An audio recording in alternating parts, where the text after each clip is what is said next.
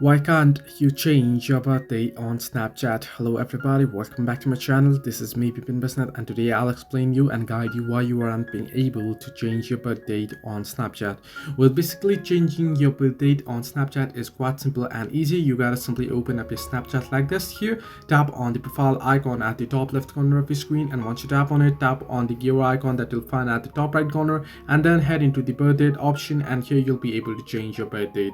Now however, here you can read that please select your date of birth carefully. You can only change it a limited number of times. So basically, if you're not being able to change it, then it might mean that according to your current birthday on Snapchat, you are under 18. So if you are under 18 according to your birth date in Snapchat, you'll not be able to change your birthday year.